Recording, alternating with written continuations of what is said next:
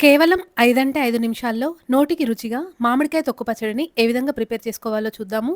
Hi to all. నేను మీ Kalpana. Welcome back to our channel.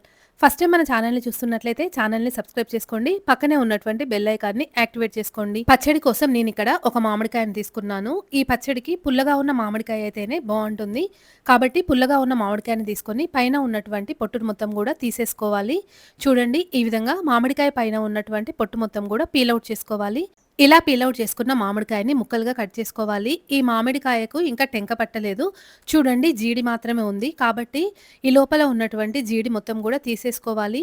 టెంక పట్టలేదు కాబట్టి ఈ పచ్చడి గూడా ఎక్కువ రోజులేం స్టోర్ ఉండదు. 3, 4 రోజుల వరకైతే ఫ్రెష్‌గా ఉంటుంది.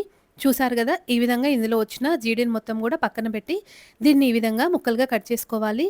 మామిడికాయ ముక్కలు ఈ సైజుగా ఉండేలాగా చూసుకోవాలి. ఇలా కట్ చేసుకున్న మామిడికాయ ముక్కలను పక్కన పెట్టి ఇప్పుడు రోలు తీసుకొని శుభ్రంగా క్లీన్ చేసుకోవాలి.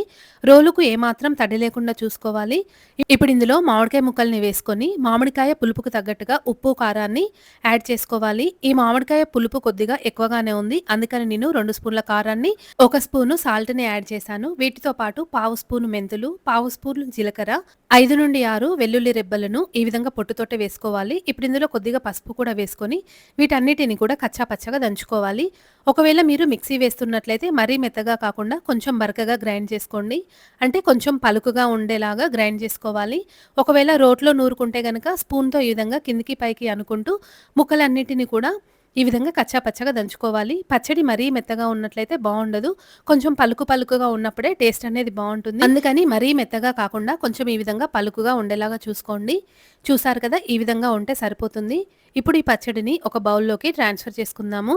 ఇప్పుడు ఈ పచ్చడిని తాలింపు పెట్టుకోవాలి. తాలింపు కోసము స్టవ్ పైన పాన్ పెట్టుకొని ఆయిల్ వేసుకొని అందులో కొద్దిగా ఎండుమిర్చి, పావు స్పూను జీలకర్ర, కచ్చాపచ్చగా దంచుకున్న 4-5 వెల్లుల్లి రెబ్బలు, అదేవిధంగా కొద్దిగా ఆవాలు, కరివేపాకు వేసుకొని చివరిగా కొద్దిగా ఇంగువ గూడా వేసుకొని వీటన్నిటిని కూడా మంచిగా ఫ్రై చేసి నూరి పక్కన పెట్టుకున్నటువంటి పచ్చడిలోకి ట్రాన్స్‌ఫర్ చేసి మొత్తం కూడా తాలింపుని పచ్చడితో పాటు బాగా కలుపుకోవాలి.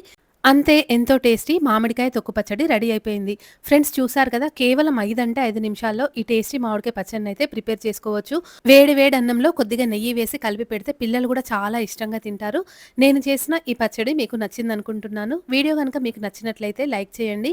ఇలాంటి మరెన్నో ఈజీ రెసిపీస్ కోసము మన ఛానల్‌ని సబ్స్క్రైబ్ చేసుకోండి. పక్కనే ఉన్నటువంటి బెల్ ఐకాన్‌ని యాక్టివేట్ చేసుకోండి. Thank you for watching.